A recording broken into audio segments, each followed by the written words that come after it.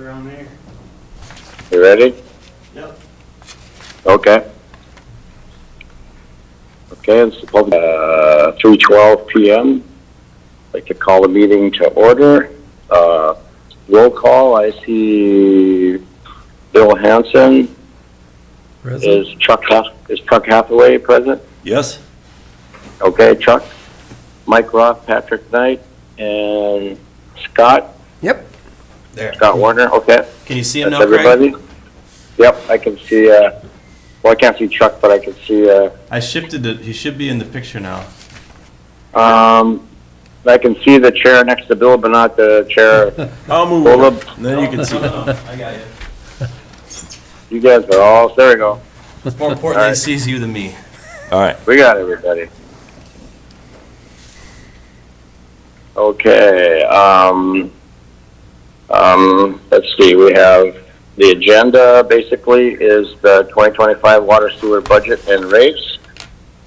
Do I have a motion to approve the agenda? Also move. Second. Okay, motion has been approved to approve the agenda. And so we'll just get into the first item on the agenda, the only item on the agenda, I guess, is the 2025 water and sewer budget rates. Has everybody had a chance to look over the proposed water and sewer rates? And I guess I would have to ask Mike if he wants to get into some of the numbers on all this, but what we have proposed in front of us is a 3% increase for the water, and also a 3% increase for the sewer. So let's start with the water first, I guess. I like that plan. Okay. First of all, I want to just apologize. I've been sick 3 times in the past month, and I've had about enough of that. But otherwise, we would have had this conversation some time ago. And I think my plan also was to spend a little more time digging into the details of water and sewer with you, just as an educational tool. And because Scott's new, to give him a chance to interact with you and answer any questions about it. We don't have time for that. So I want to come back in the first quarter of next year and actually do that, even though we don't need to approve the budget. Just go through the line item with you a little bit to talk about some of the things that are in that in more that'd be good. detail. I appreciate that. But for the purposes of rate setting, I'll stick to the what's different in 2025 summary. For water, the 2025 budget is, expense side is $502,000, just about $8,500 more than it was last year. The 3% increase is going to help us pay for that. And what's different about the expense budget, you can see that there's a gradual increase in a lot of the areas, but the services budget is down a little bit, and you can see the 2024 budget was quite a bit higher than in previous years. And I think that between supplies, services, and capital reserve, that we've got some work to do on water and sewer budgets between Scott and myself. We really have not put together a detailed capital improvement plan of the components of the water and sewer systems for some time now, for a number of years. And we focused on the bigger projects, but it's time for us to start looking again at, so for instance, we've replaced $50,000 worth of pumps at the middle reservoir last year, and we've replaced. It's not that we weren't doing the projects, it's just that they weren't the things that were driving the budget, and now they are a little bit more, and so that makes these numbers to me a little more difficult to predict in terms of what are we looking for in the future. Depreciation is down in the 2025 budget. This number is in concert with debt service and capital reserve to come up with the money that we use to actually pay for those capital projects that I'll be working with Scott to put the schedule together for. And so that's the other thing that's changed quite a bit, is the debt service number is up a lot. That's because that number is the interest component of our debt payments, and we have a new debt payment to pay for the Fifth Avenue project. When the debt payments are new, they're more interest than principal, and the rest of our debt payments are rather old, so we were really getting down pretty low on what we were spending on debt service, and now it's back up to a much higher number. You have a question here? Yeah, Why would depreciation expenses go down? Like- because things that we paid for with, in a capital way with a big project are only on the books being depreciated for a certain amount of time. And eventually they become And fully so once they're depreciated. fully depreciated, then that number goes They down. fall off. Yeah. And so oftentimes, as our debt service number is going down, our depreciation number actually would also go down. It only goes up when we add new things to the debt schedule or the capital schedule, and they only get added when, we buy big things. Yep. Like replace water lines, for instance. Or pumps, right. Or pumps. So I think this number will probably go back up again as we are spending quite a bit of money. Plus, I'm not sure that we've got the full amount of Fifth Avenue in here yet. Either way, when we get to the second page, we'll look at how we're spending this money, and we'll see that it's enough to do what we need to do. And what's contained in services? What? Services is when we pay for professional services, Oh, when we pay for utilities, So our own contractors? utilities, when we hire contractors. So some examples of services are, we pay the phone bill, we pay the electric bill, we hire an excavator to dig up that we either don't do or we need some bigger assistance with. yep. Supplies is a big number, and we'll talk a lot more about supplies with sewer, but in the water fund, this number might be a little higher than we need on an ongoing basis right now, because I think it still includes a lot of pipe fittings and other things that I think we've probably repopulated our inventory enough now, and any more purchases in these areas are likely capital projects rather than actually buying supplies. But this also pays for small purchases of fittings and pipe, chemicals, things like that. Revenue side, we'll start with the water sales are actually just a little bit up in 2024 versus 22 and 3. This is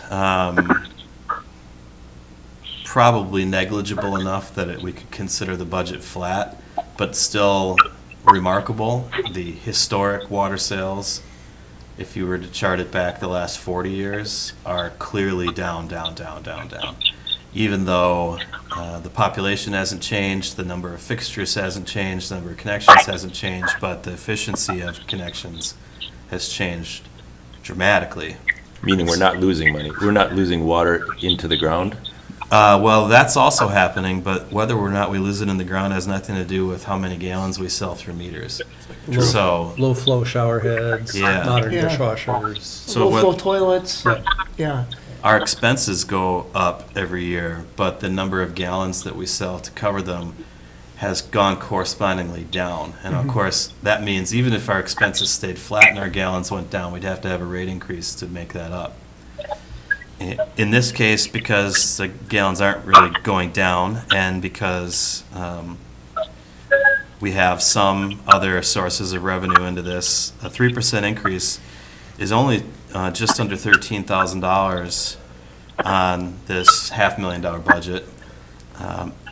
I would expect that to be pretty easy for us to manage to keep our sales flat, to make that 13, the 12.6 this year in 2024, and then also next year with a 3% increase, and cover what we need in revenues. That capital budget is between $175,000 in just depreciation and 61 in debt service. We've got $230, almost $6,000 to spend on capital projects. We've already committed to spending 192 of that on debt payments for projects that we've done. And if you look at that list, some things that have been on there recently are off now, and then there's one new one at the end, the Fifth Avenue project. The 2007 and the 2008 improvements are both 20-year bonds, which means it's only a couple more years before those are going to come off the list too. And then the 2017 Public Works Facility bond and the 2023 Fifth Avenue bond are going to be there for a little while still. But we have those, we've got 43.7 that what we're basically planning on doing is adding that to our cash reserves. That's what this budget is paying for. We've been doing that for a number of years now, where the capital amount in depreciation and debt service is a little bit more than what we have to pay strictly for debt payments, which means we've actually got cash on hand now, about $500,000 in the water fund. And it's a good thing because we've been spending it to fix things that break and they need to get replaced. And we can afford to do that for just about any project that happens short of a significant reconstruction without having to borrow money. Where does that money show up? On this page, it doesn't. If we're to show you the details of this, which I said earlier we want to do sometime in the third quarter or the first quarter of next year, then we'll look at an expense detail sheet and a revenue detail sheet and also the balance sheet, which shows how much money we've accumulated in reserves. Some of the things we are planning on spending those reserves on in 2025, we're going to replace the roof on the water treatment plant for just under 50 grand. We're going to fix the media filter containment vessel that's in the plant itself. The concrete needs some repair work, which is kind of tricky because it's being used, all the time. And we're going to clean out the media as well. So those are all three pretty big projects that we've got planned, and we'll spend a decent chunk of money on that, but we won't need to raise rates to pay for those projects because we've actually got enough built into this budget.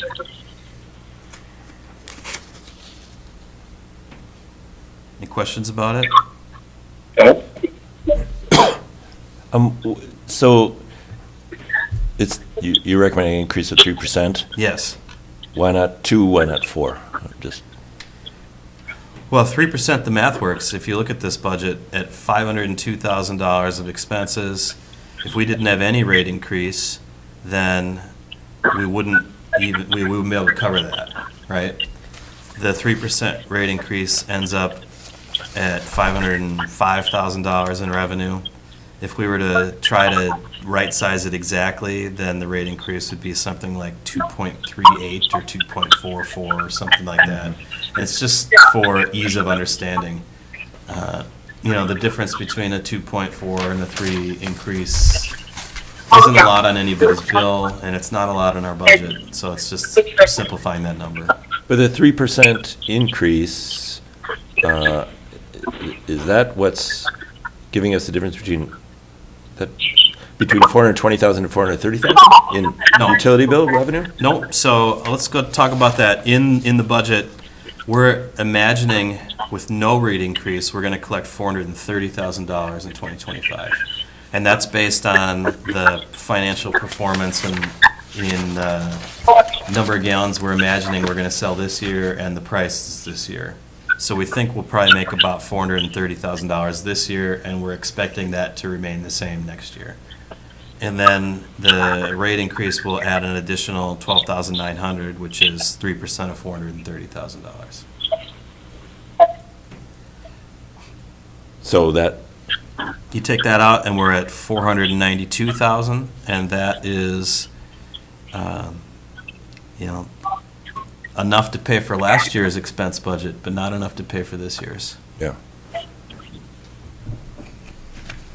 So it is actually, I mean, it's 12,900 instead of 10,000, but roughly that's the rate increases bringing that number 420 to 430.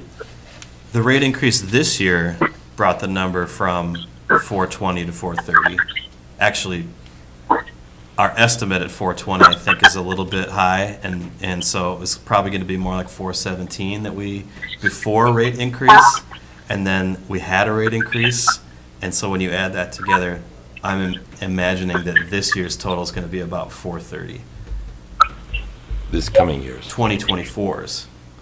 And so the budget is a flat budget for 2025, which says we'll sell the same number of gallons for, if it was at this year's price, it would raise $430,000.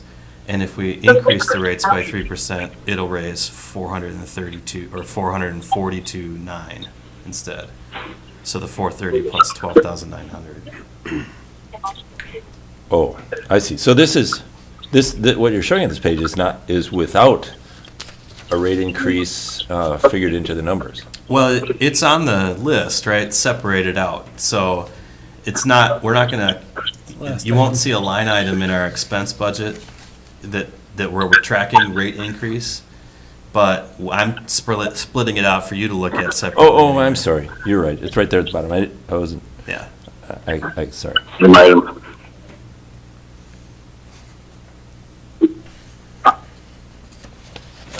Do we make separate resolutions for these, or, Yes, please. okay, for the sake of argument, I will move that we accept staff recommendation of a 3% rate increase for the water rates 2025. The way you say that, are you looking for an argument? Okay. I would second that. Okay, so we have a motion to approve and a second for the water fund to increase to 3%. All in favor? You have to do it by roll call, though, Craig. I guess, all in favor, I'll just ask. Bill? Aye? Aye. Okay, Charles? Aye? And I'm an aye myself, so motion carries.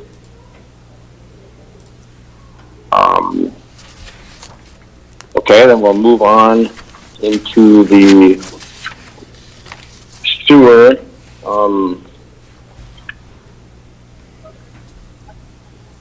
Sewer fund budget for 2025 is recommendation by the staff is a 3% for the rates for 2025. Increase is necessary to cover increased expenses as well as contribute some money to the future priority projects like the First Street reconstruction and also our plant improvements that we have to start budgeting for. Just to recap, I guess, we had rate changes included a 3% in 2019, a 2% in 2020, a 3% in 2021 through 2023, and a 2% last year in 2024.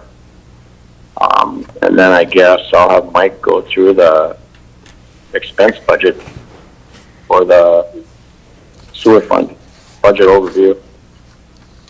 Thanks, Craig. Yep. So I think that recap makes pretty obvious that there's a strategy at work here to have small, reasonable, and consistent rate increases over time. And in the sewer budget, because we don't have a line item that says this is how we're going to pay for a $10 million plant replacement, sometimes it doesn't look like we need as much of a rate increase. But the truth is, we probably need a much bigger one. If we end up having to pay for this project ourselves, we couldn't possibly, we wouldn't like that number. So again, we've been trying slowly over time to keep this budget building enough so that it can afford to do what it needs to do. So what's different about this year's budget? I want to point out supplies, like I said I would. And I see the 2023 actual number was significantly higher than the years before it. The budget for this year didn't keep up with how much those expenses actually went up. The budget for 2025, however, does. I'm not 100% sure we've got this dialed in. So this is really part of the whole negotiation between how much biosolids we produce and truck down the shore and how much we spend on chemicals to prevent said biosolids from being trucked down the shore.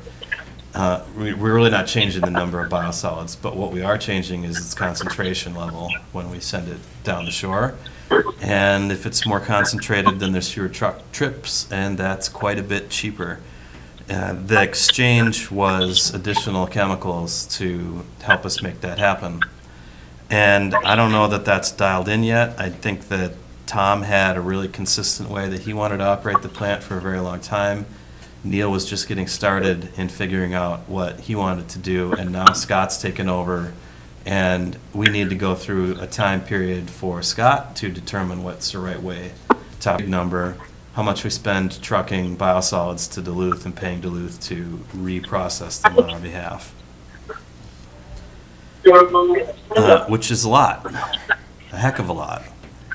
And I look forward to working with Scott to figure out what his strategy is on this issue and right-sizing these two numbers together. But in the meantime, you can see they're both a little bit higher than they were in the past. The other things really aren't changing that much. At the bottom line, however, we've got an expense budget of $800 and almost $10,000. That includes a capital reserve number of $25,000, which is just a placeholder, really, for us to need a rate increase. If we didn't have that $25,000 number, we could probably decrease our rates. So we're making sure that we're sticking with our strategy, which is small, reasonable, but consistent rate increases over time. And that capital reserve is literally that. We're going to collect rates, and the way we're going to expend them is put them in our bank account as a capital reserve to pay for capital projects. Is that separate? Do you keep that separate, sewer and water? Yes. Sewer and water and electric are all three kept separate Capital from each reserve. other and from everything else. They have their own funds with their own balances. Yes. So let's look at the revenue side. Although our gallons are just a little bit up in 2024 over 2 and 3 in water, the sewer billing is based on our water gallons sold. The actual financial performance is just a little bit better than that. I'm not sure why, but there it is. So I'm going to imagine that we're going to make the entire 625 plus the 15% rate increase in 2024, and that's our baseline in this year for next year's budget of $640,000, and the 3% rate increase is just under 20 grand. You can see with the other line items on there that equals about $810,000 of revenue as well. The other thing I'll point out is that we had very good other side of the ledger in terms of the trucking at the plant, which is that we allow most of the county who is serviced by G&G Septic to haul their materials to G&G's processing plant in the business park and then send it down to our plant for us to process them. And of course, they pay a fee for that, and it's a big fee. So we made it about $153,000 in 2023. I think we'll probably make a little bit more than that in 2024, which is quite a bit more than we budgeted. And we're only budgeting $135 in 2025. So I don't know whether that 153 number is what we should continue to expect, or whether it's something that we can count on as a fixed number, because I suspect that business has some variability to it. Plus, some of our big customers are not long-term customers. I don't know what the future of leach it water from ponds in Taconite Harbor is. I don't know what, so, we're talking about, it's not a sure thing that we're going to make $154,000 next year. That's over now, I believe. I Yeah. don't think that pond exists anymore.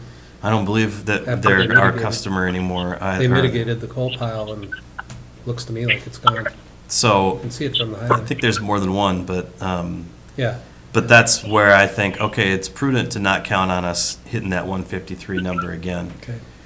Makes sense. And if we do, and we study that business, that's another thing that I think I'm going to be working with Scott on this year, is really getting him to have a real good understanding of G&G Septic's relationship with the plant and with our financially and biologically. And if we feel good about that number into the future, then that might be a way that, we don't have to look at massive rate increases when it comes time to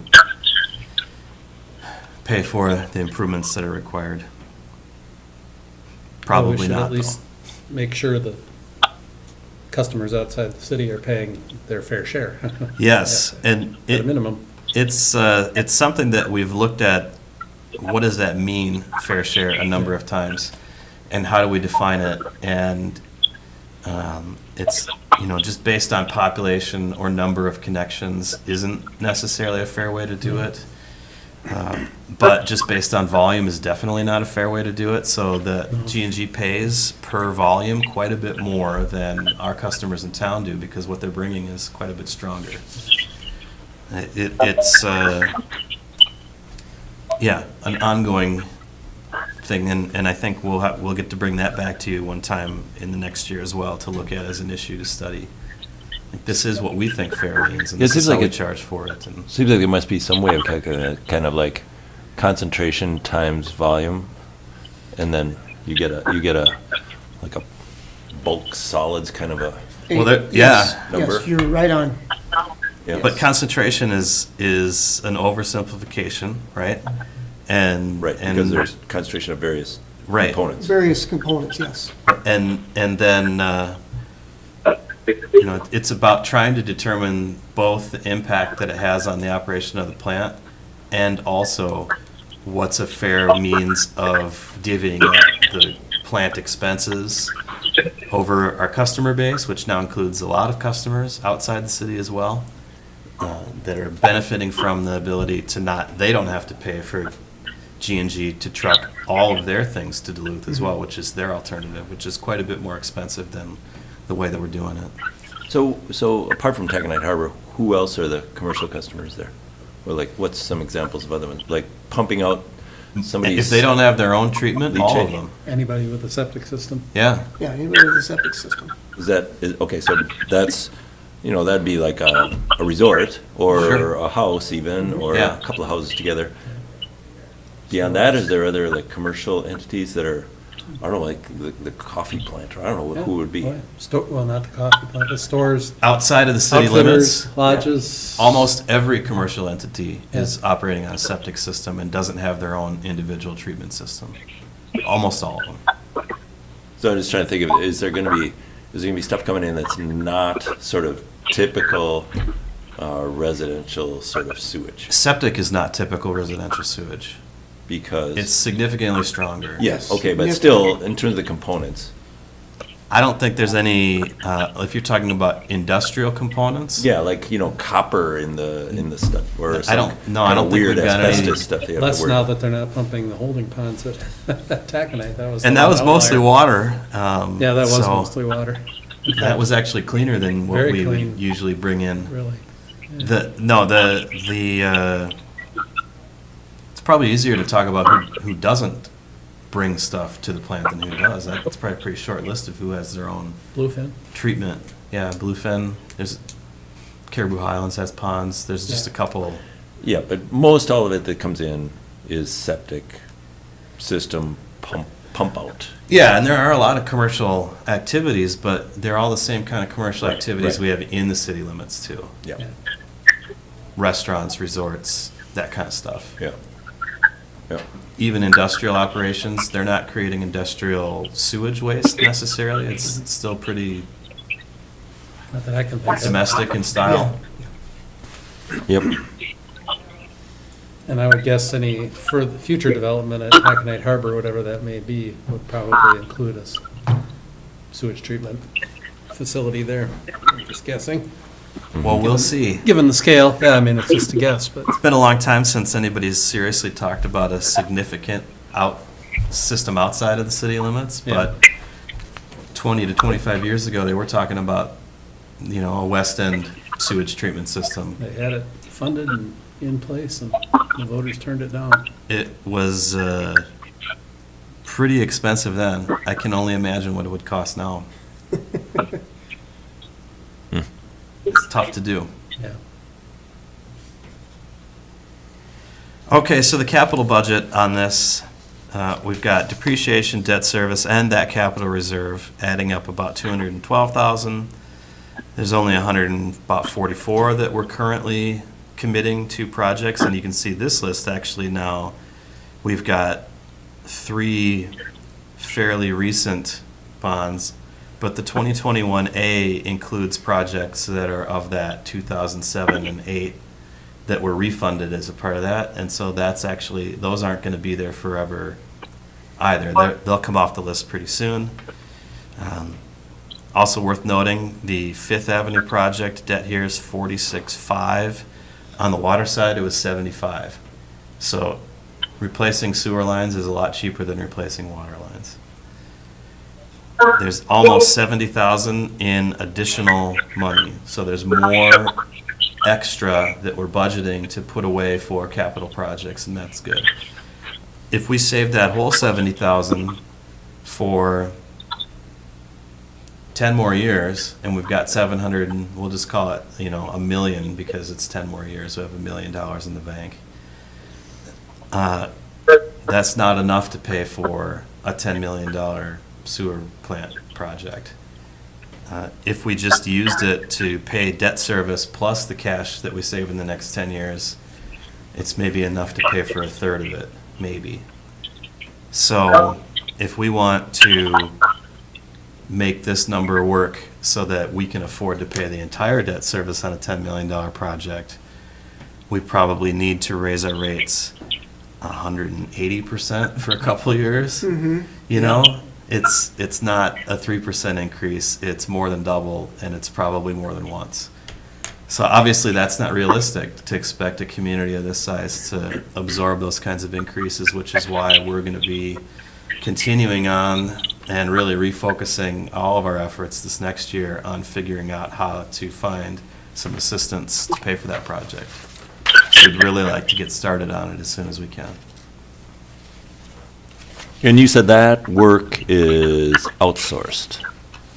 Well, it's we're going to get help, yes, no doubt about it, but it's our work too, and we can't outsource it completely. And I think when it comes to getting support for other people to help with this, that's a political exercise. We need to get some expertise with that to help, but politics is about relationships, and it's about learning who we need to talk to and making sure they're educated on what the issues are and asking the right people for help, and work that we have to do too, work that you can help with, work that we're going to be doing, work that the city council is going to continue to work on, work that other local partners are helping with.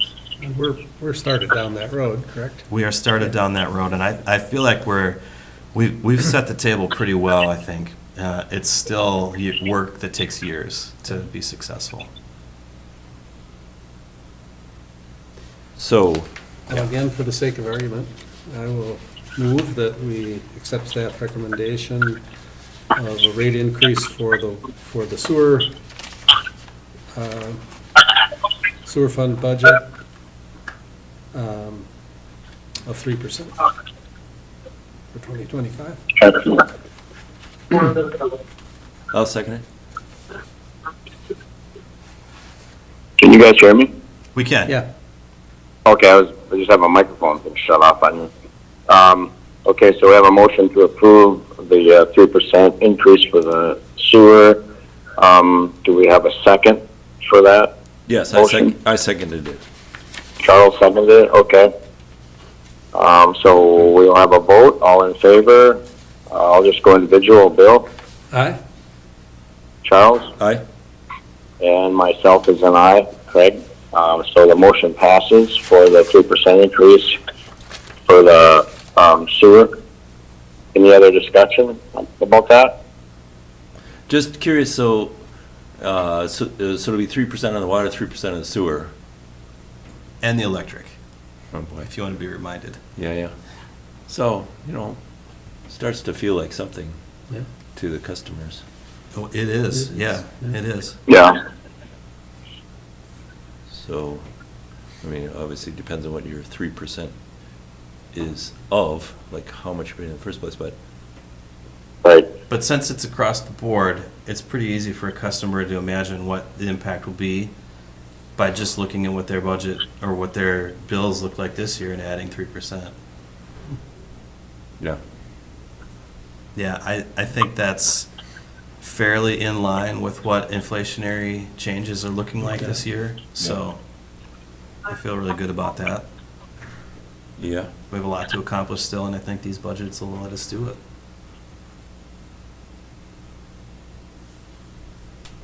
Very good. Okay.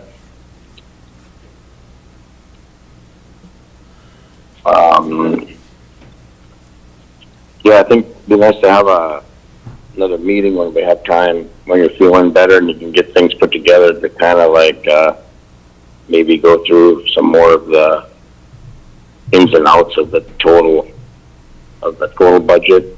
I was just thinking about it today about, you do a 3% increase on water usage, and then your sewer is a percentage of their, what is it, 2.5 times your water, 3 times your water, 2.5 times your water. But then I was thinking about what G&G dumps into the system and how that affects the usage of the wastewater treatment plant, and just kind of getting a better idea of how it all commingles together and how it's all getting paid for by all the users is kind of what maybe we can have a better grasp of how every user is supporting the system. Mm-hmm. And so that they can understand it, Yep, I guess. we will plan on doing it. Okay. That be January or February or? So our typical first Wednesday in January is the 1st. Obviously, we won't meet then. My recommendation would be we just skip the January meeting altogether and plan on meeting the first Wednesday in February. February? Okay. Okay, sounds good. Is that any other new business? Any other items we need to discuss? I don't know of any other than asking Scott how things are going for him. Yeah, they're going good. We've Good. been able to make some updates to the plant and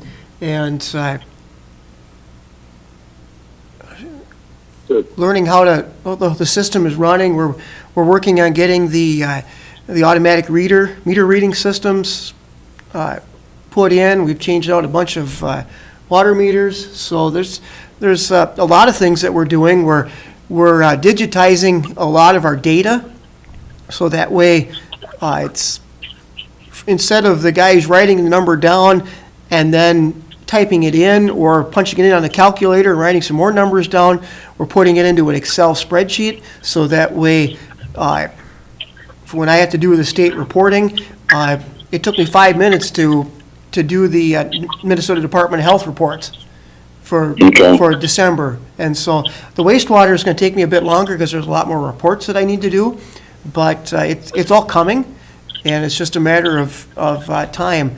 We're working on a few little electrical updates for the facility to try to more effectively use, like for lighting, getting things shut off and turned on automatically for us, so that way we're using it as efficiently as we can.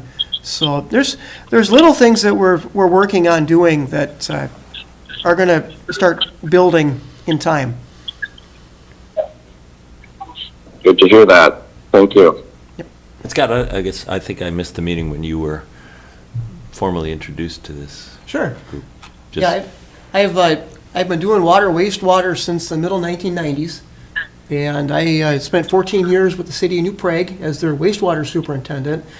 They have a state-of-the-art Class A wastewater facility, very high-tech. Like ours. Well, Perfectly like us, yes. it's Except, in scale, technology, era, cost, all those things. right.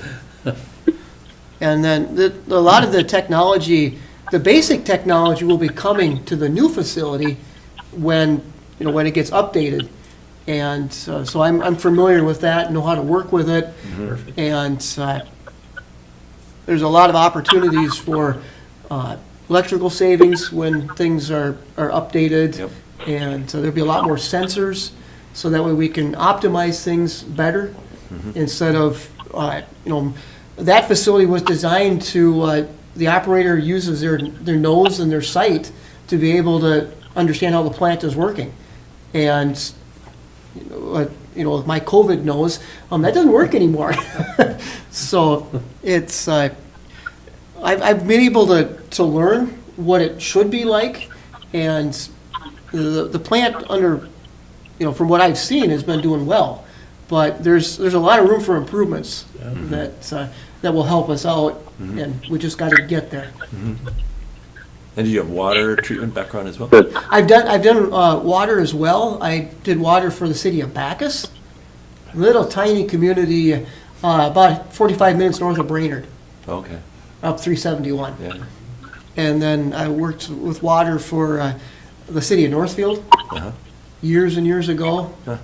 So yeah, I've got a B water and I've got an A wastewater license and a B water, and then I can take my my A water license in about 6 months from now. Okay, So it's one of my personal goals. yeah, good. Thanks. Excellent.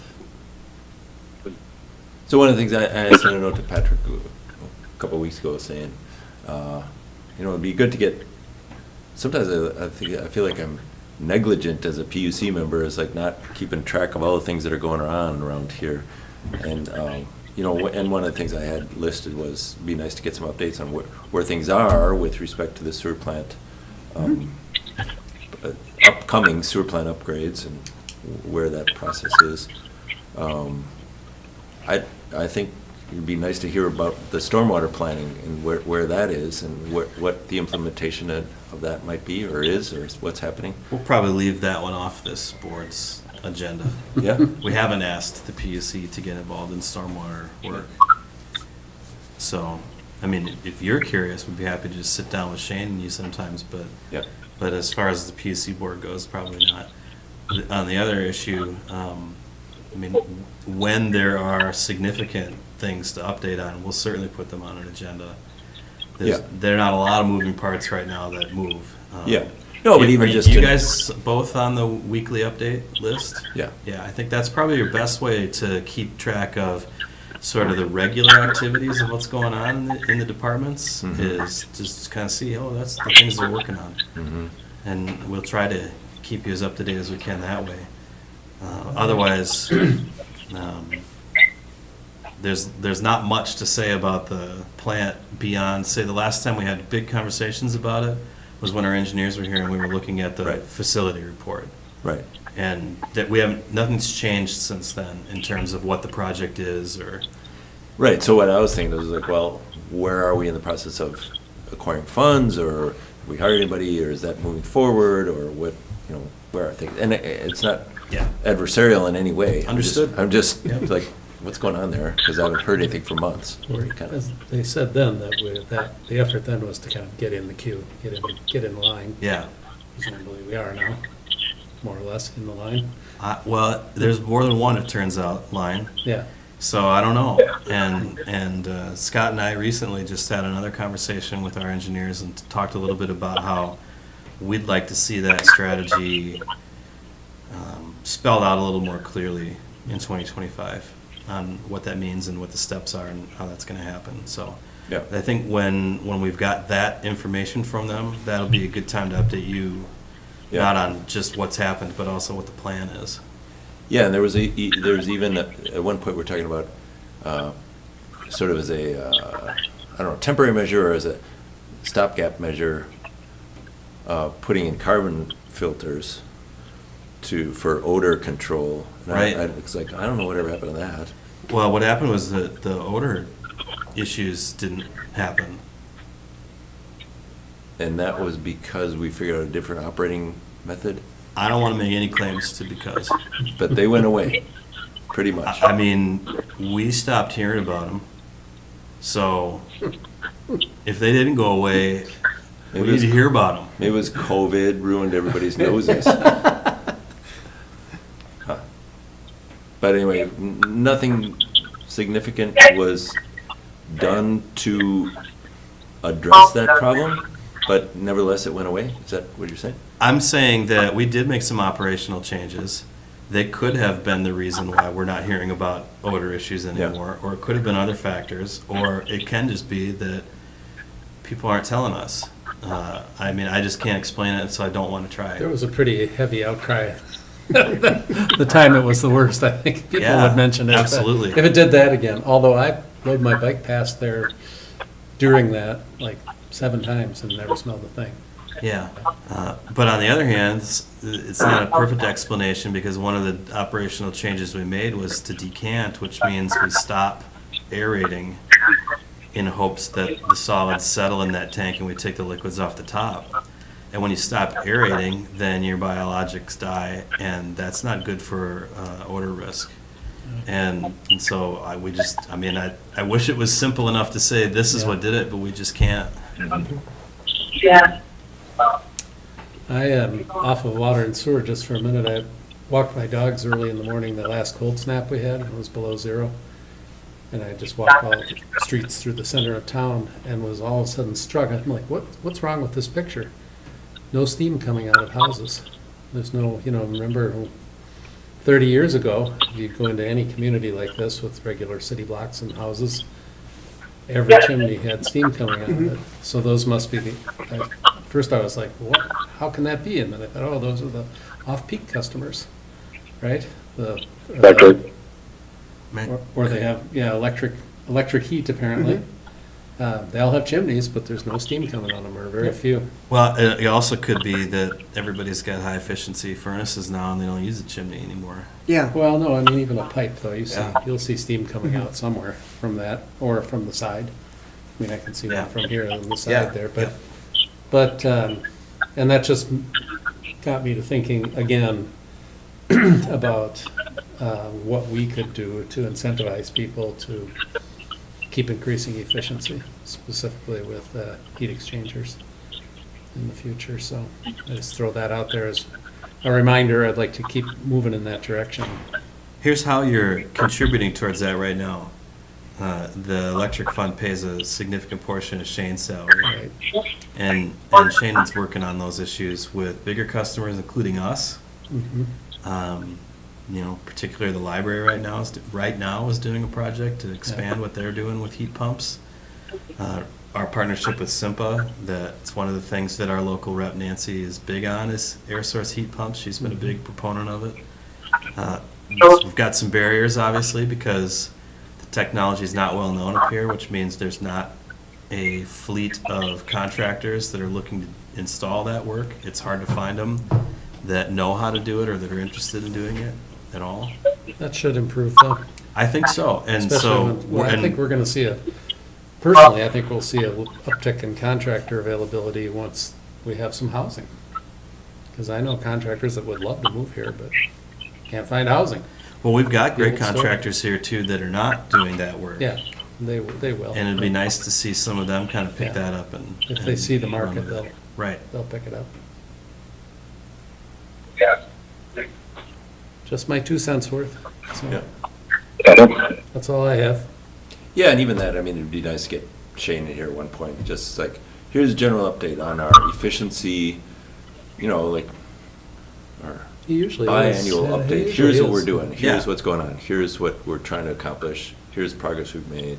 Yeah, I mean, he's a regular contributor to the agenda, but I think he'd be happy to also provide an annual report. Yeah, I think it'd be of nice. Here's what happened with our efficiency efforts. Thank you. Another thing I mentioned, this is maybe a little far-fetched, but it's like, are we gonna get pressure now to take fluoride out of our water treatment because of RFK Junior? Keep in mind that that's a state rule, not a federal rule. And isn't it even, don't we actually have control over its city as this? I mean, physical control, sure, No, but but- the rules are the No, rules the from the decision state. is statewide. It's statewide? So Minnesota says we're putting fluoride in water, so every community in Minnesota has fluoride? Yeah, I believe so, yeah. Okay. Or they're supposed to. One of the most successful public health initiatives in the history of the human race. My point being, though, that luckily we won't have to enter the debate Yeah. because That'll it's a happen. rule that the state creates. So we'll leave it up to the state and the feds to figure it out. And then one can be certain that no matter what direction the rule goes, it's going to be challenged in court. And so it'll take a long time to trickle down to us. It's hard to predict, though, that, 4 years probably. given the Trump administration's position on a lot of issues, that they would want to tell states what to do on anything. And so this is one of those times where your values kind of are in conflict with each other, and I don't know that it's clear then what direction they would want to go on that. Yeah. It's definitely not clear to me that they're going to come tell us what to do and take that out. Good.